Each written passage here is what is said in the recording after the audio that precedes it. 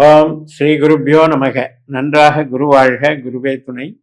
பரபிரம்ம ருத்ரகாயத்ரி ஞானஸ்தலத்தின் நண்பர்களுக்கு வணக்கங்களும் வாழ்த்துக்களும். தனுசு இலக்கணத்திற்கு இந்த பதிவு, அதில் முக்கியமாக கேதுவனுடைய சஞ்சாரத்தை பற்றியது. கேது கோச்சாரத்தில் சிம்ம ராசியில் இதுவரைக்கும் போயிட்டு இருந்த பூர நட்சத்திரத்திலிருந்து தனது சொந்த நட்சத்திரமான மக நட்சத்திரத்துக்கு பிரவேசிக்கிறார். ஏப்ரல் 20 முதல் உங்களுக்கு நவம்பர் 25 வரை கிட்டத்தட்ட 7 மாதங்கள் அங்கே இருக்கிறத பற்றி தான் இந்த பதிவு.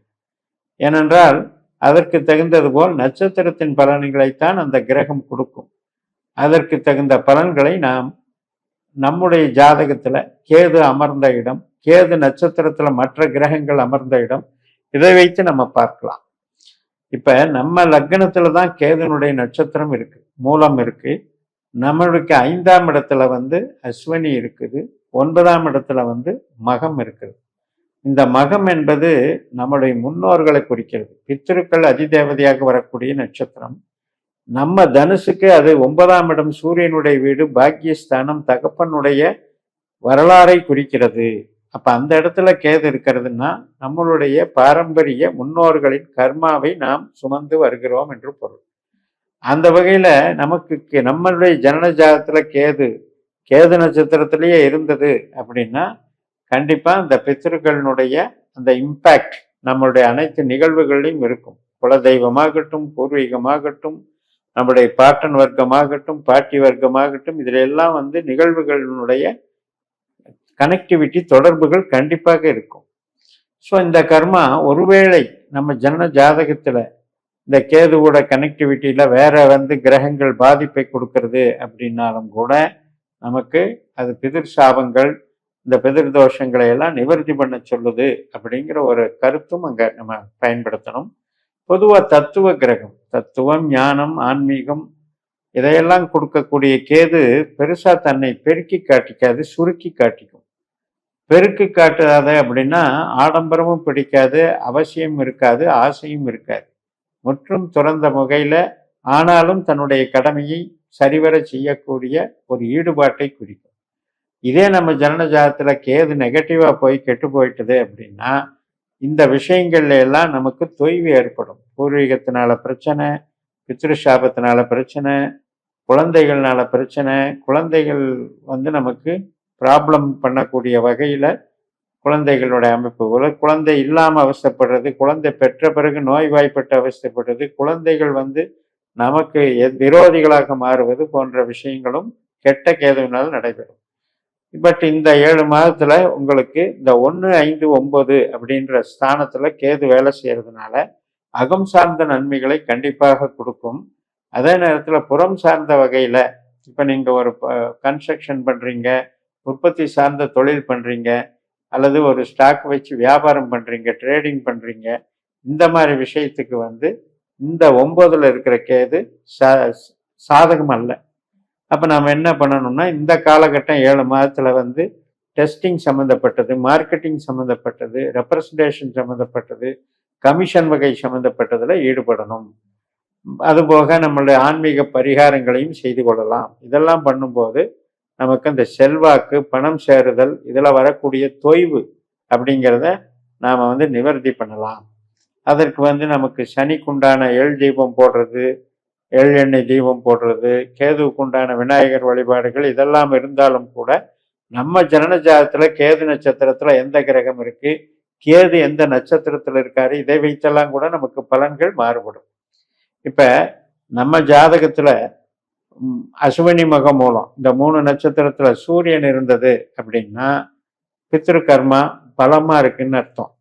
அதே மாதிரி அப்பாவுனுடைய வளர்ச்சி தடை இருக்கு, அப்பா பார்த்து நம்மளுக்கு ஒன்றும் பெருசா செய்ய முடியல அப்படிங்கிறது இருக்கு. இடம் விட்டு இடம் மாறி வந்துட்டோம், பூர்வீகத்தை விட்டு வந்துட்டோம். அதே மாதிரி புத்திர பாக்கியத்துல நமக்கு ஒரு வளர்ச்சி இல்லை, புத்திர பாக்கியம் பிறந்தும் கூட செழிப்பா டெவலப் ஆகலை. இது மாதிரியான பிரச்சனைகளை இங்க காட்டுகிறது. இதே செவ்வாய் அஸ்வினி மக மூல நட்சத்திரத்துல நமது ஜனன ஜாதத்துல இருந்தது அப்படின்னா நம்முடைய கடன் பிரச்சனைகள், நமக்கு ஏற்படக்கூடிய சின்ன சின்ன சங்கடங்கள், சண்டை சச்சரவுகள், விபத்துகள், உடன் பிறந்தவர்களோடு ஏற்படக்கூடிய பிணக்குகள் இத்தனையும் காட்டும். இரத்த சம்பந்தப்பட்ட உபாதைகள், காயங்கள், முன்கோபங்கள் இதையெல்லாம் காட்டும். அது உணர்ச்சி வசப்படக்கூடிய அமைப்பு தான் செவ்வாய் கேது காம்பினேஷன். ஸோ அதனால கோபதாபத்தோடு நம்ம வாழ்க்கையை நடத்த வைக்கும் அப்படிங்கிறது. குழந்தைகளும் அது மாதிரியாக அமையும் போது அங்க வந்து ஒரு அமைதியான, திருப்தியான, ஆரோக்கியமான சூழல் இருக்காதுங்கிறத குறிக்கிறது. இப்ப இதே கேது நட்சத்திரத்துல அஸ்வினி மகம் மூலத்துல புதன் இருந்தது அப்படின்னா மாமன் வர்க்கம் வந்து பிரயோஜனம் இருக்காது. அதே மாதிரி படிப்பு சார்ந்த விஷயத்துல தொய்வுகள் ஏற்பட்டிருக்கும். ஆனாலும் அனுபவ அறிவு, தத்துவ ஞானம், ஆன்மீக ஞானம், வேதாந்தம், சித்தாந்தம் இதுலையெல்லாம் ஈடுபாடுகள் இருக்கும். இஷ்ட தெய்வம், குல தெய்வம், ஏதோ ஒரு தெய்வ அனுகூலம், ஆன்மீக வசீகரம் இதெல்லாம் ஏற்படுத்தும். ஒரு தெய்வத்தை உபாசனை பண்ணி வழிபட்டு அதுல வந்து சித்தி ஆகிறது, இதெல்லாம் கேது கொடுப்பார். அதனுடைய இது இருக்கு. அதே மாதிரி தான் குரு கிரகம். இதே அஸ்வினி மக மூலத்துல இருந்தால் ஆன்மீகத்தை தொழிலாக செய்து நாம் வந்து டெவலப் ஆகிறத காட்டும். அருளை வைத்து நமக்கு பொருள் கிடைக்கக்கூடிய அமைப்பு தான் இருக்கும். ஏன்னா பொருளை வைத்து பொருள் சம்பாதிப்பது தான் உற்பத்தி சார்ந்த தொழில். ட்ரேடிங் பண்றது இதெல்லாம் இவங்களுக்கு செட் ஆகாது.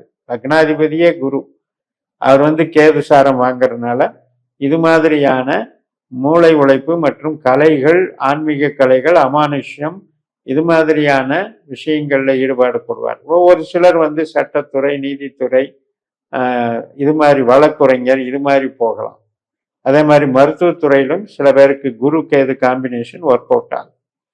இதே சுக்கிரன் வந்து அஸ்வினி மக மூலத்துல இருந்தது அப்படின்னா ஆண் பெண் வகையில திருமண வாழ்க்கையில ஏற்படக்கூடிய குழப்பங்கள், குழப்பமான மனநிலைகள், ஆரோக்கிய குறைபாடுகள் மற்றும் வசீகரத்தன்மை இல்லாம ஒருத்தருக்கொருத்தர் தாம்பத்தியம் திருப்தி இல்லாதது இதனுடைய அமைப்பு எல்லாம் அங்க கொடுக்கும். அதே மாதிரி பெண் குழந்தை, நமக்கு தகப்பனோட பிறந்த பெண் வர்க்கங்கள் இவங்களெல்லாம் அத்தைமார்கள், சித்திமார்கள் இது சம்பந்தப்பட்டதுலையும் அங்க ஏதோ ஒரு குறைபாடை கொடுக்குது. பெண் சாபம் என்று சொல்லுகிறார்களே அது மாதிரி கொடுக்கறதுங்கிறதையும் எடுத்துக்கலாம். இப்ப இது மாதிரி நம்ம ஜனன ஜாதகத்துல ஒவ்வொரு கிரகம் எப்படி இருக்கோ அதை சார்ந்து நமக்கு இந்த பலன்கள். இப்ப சனி கேதுல இருந்ததுன்னா சன்னியாசி யோகம் மாதிரி எப்பவுமே தத்துவம் பேசுறது, தாமச குணத்தோட இருக்கிறது, ஒரு ஊக்கமா எதையும் செய்ய முயலாம எல்லாமே வந்து ஒரு துறவு மனப்பான்மை, விரக்தி மனப்பான்மையில போயிட்டு இருக்கு. ஸோ இது மாதிரி ஒரு சூழலை அங்க சனி கேது காம்பினேஷன் உருவாக்கும். இப்ப எது எப்படி இருந்தாலும் நமக்கு இந்த காலகட்டத்துல சிம்மத்துல இருக்கிற கேது மிதுன ராசியின் பலனையும் தரும், கன்னி ராசியின் பலனையும் தரும். ஏனென்றால் கேதுவுக்கும் புதனுக்கும் ஒரு பொருத்தம் இருக்கிறது. அப்ப புதனுடைய அம்சத்தையும் கேது வெளிப்படுத்துவார். அதனால திருமணம் ஆகாதவர்களுக்கு திருமண வாழ்க்கை அமைப்பதும் நடக்கும். தொழில் பலத்தையும் டெவலப் பண்ணி கொடுக்கும். ஆனால் அந்த தொழில் பலம் வந்து மூளை உழைப்பு சார்ந்து நடக்கும். அதாவது நம்மளுடைய மெயின் வந்து அறிவை பயன்படுத்தி எவ்வளவு தூரம் நீங்க முன்னேறலாம், புகழ் பெறலாம், அல்லது ஆராய்ச்சி துறையில இருக்கலாம், பெரிய படிப்புகளை படிச்சு டெவலப் ஆகலாம். இதுக்கெல்லாம் நன்மை செய்யும் வகையில இந்த கேது 7 மாதத்திற்கு உங்களுக்கு வழங்குகிறது என்று சொல்லி நிறைவு செய்கிறேன். இந்த சேனலை சப்ஸ்கிரைப் பண்ணி ஷேர் பண்ணுங்க. உங்க தனிப்பட்ட ஜாதக பலாபலன்களை என்னுடைய வாட்ஸ்அப் நம்பர்ல தொடர்பு கொண்டு பலன் பெறுங்கள். உங்களிடமிருந்து விடை பெறுகிறேன். உங்கள் JMS. நன்றி, வணக்கம்.